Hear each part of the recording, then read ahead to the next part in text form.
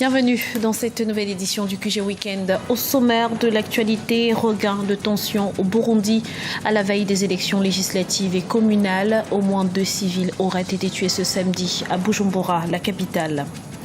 Nouveau système de rémunération au Gabon. Il concerne les 82 000 employés de la fonction publique et prévoit un passage du SMIC de 80 à 150 000 francs CFA. Et puis adoption d'un nouveau code minier au Burkina Faso. Objectif principal, augmenter la contribution des mines au développement des communautés locales.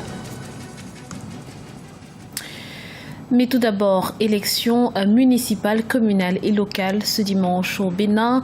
Les électeurs sont appelés aux urnes pour renouveler les conseils municipaux et communaux dans 77 communes, ainsi que les conseils de village et de quartiers de ville. À noter que ces élections reportées à 2 reprises s'inscrivent dans un calendrier un peu particulier. Elles se tiennent 2 mois seulement après les législatives et à 8 mois du premier tour de la présidentielle.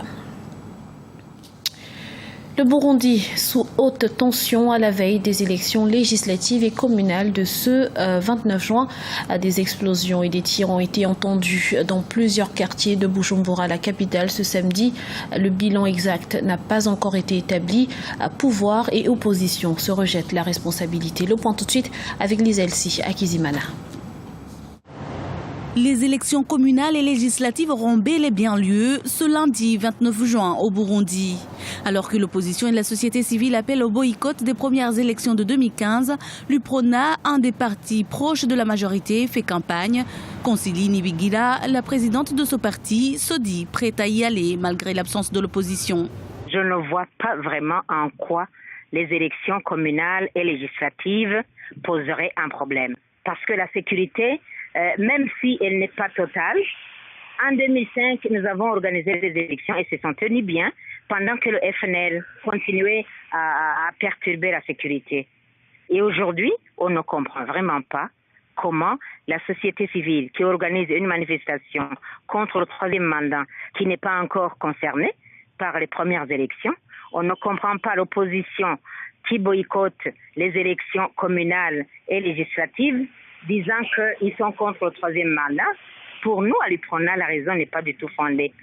Les partis comme l'UPRONA, le FNL et le FRODEBOU sont de grands partis politiques qui se sont divisés et qui comptent désormais 2 branches, l'une de l'opposition et l'autre proche du pouvoir en place. Cette dernière branche participe donc à ces premières élections de 2015. Objectif, éviter le pays de tomber dans un vide constitutionnel. L'entêtement du pouvoir de Bujumbura et le parti CNDD-FDD, y compris les partis satellites comme l'UPRONA de Consili, est lié au fait que le président Nkurunziza n'a pas droit au 3e mandat selon la Constitution et les accords d'Arusha. Et il sait bien qu'en fonction du temps, il pourra tomber dans la transition, laquelle transition ne sera pas gérée par le président Nkurunziza. Donc il devra y avoir quelqu'un de neutre. Sur le terrain, du côté des partis qui vont aux élections, la campagne bat son plein. De l'autre côté, l'opposition radicale dénonce ce qu'elle a appelé une comédie d'élections. Vendredi, Ban Ki-moon, le secrétaire général des Nations Unies, avait suggéré au gouvernement de reporter ces élections afin qu'elles soient inclusives, transparentes et crédibles. Dans l'actualité également, le parti au pouvoir se déchire au Gabon.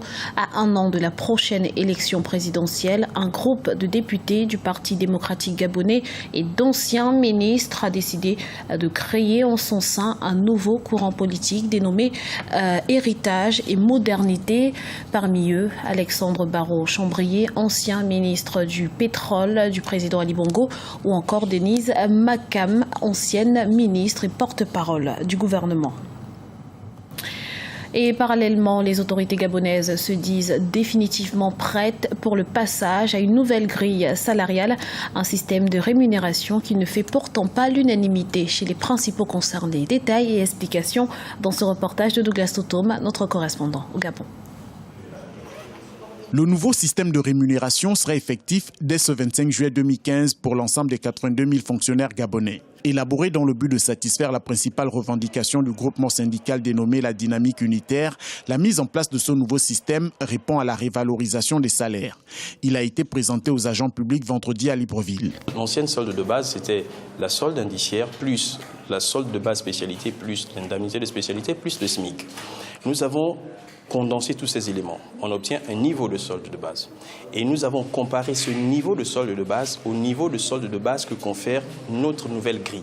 Ça veut dire que l'agent qui est à son échelon, qui est dans une situation normale aujourd'hui, quand il est en A1, on a vu que les taux d'augmentation moyens étaient de l'ordre de plus de 30%. L'élaboration de ce nouveau système de rémunération, qui a vu la participation de certaines centrales syndicales, ne satisfait pas ceux qui n'ont pas pris part aux travaux. Conséquence, 2 sons de cloche au sein des principaux bénéficiaires. Pour nous, nous sommes plus ou moins satisfaits, mais il reste à voir cette concrétisation-là dans le bulletin de paye de l'agent public pour que le moment venu, il puisse dire si effectivement la dynamique unitaire responsable a bien fait d'être associée dans les travaux qui sont faits. Ils ont sucré le SMIC, qu'on avait demandé qu'il passe de 80 000 à 150 000. Rien de cela n'est sorti. Donc on n'a pas eu des augmentations, il y a eu seulement un réaménagement du salaire. Je pense que les travailleurs apprécieront. La fonction publique compte plus de 82 000 agents et la masse salariale annuelle s'élève actuellement à près de 750 milliards de francs CFA. Attendu pour améliorer le pouvoir d'achat des fonctionnaires et leurs conditions de vie, le nouveau système de rémunération ne fait pas encore l'unanimité.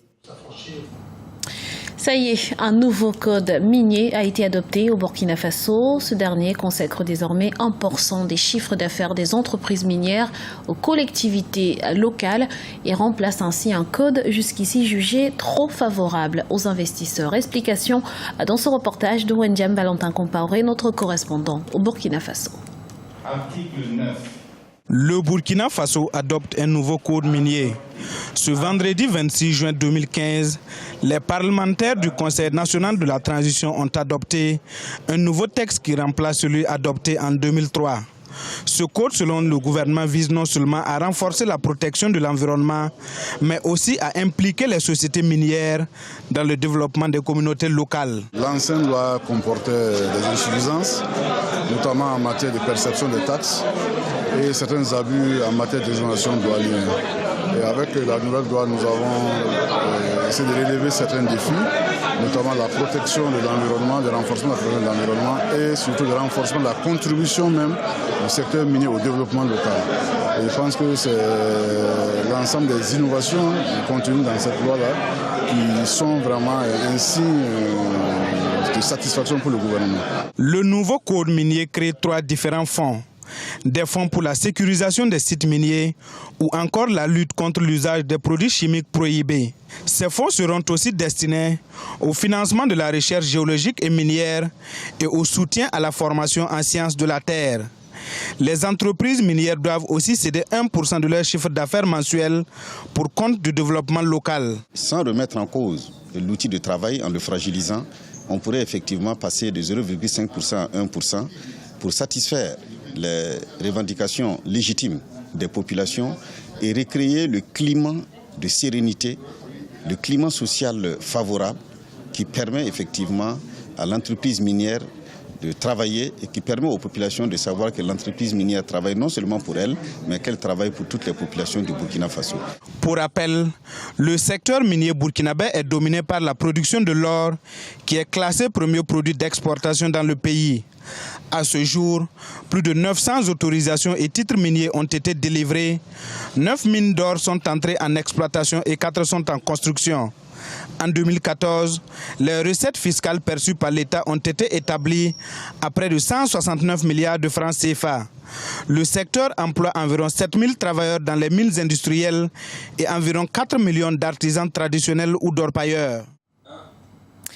Et un mot de culture pour clôturer ce journal. Sachez que c'est la Sénégalaise Aminata Sofal que l'Académie française a choisi de récompenser cette année de son Grand Prix de la francophonie.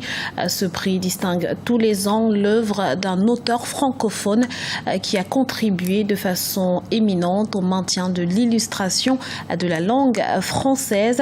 Aminata Sofal est l'auteur d'une dizaine de romans et de recueils de nouvelles. Son roman le plus connu, La Grève débattue, lui a valu le Grand Prix littéraire d'Afrique subsaharienne en 1980. Ainsi s'achève cette édition. Nous vous remercions pour votre fidélité. Retrouvez dans un instant une nouvelle édition de l'information sur Africa 24.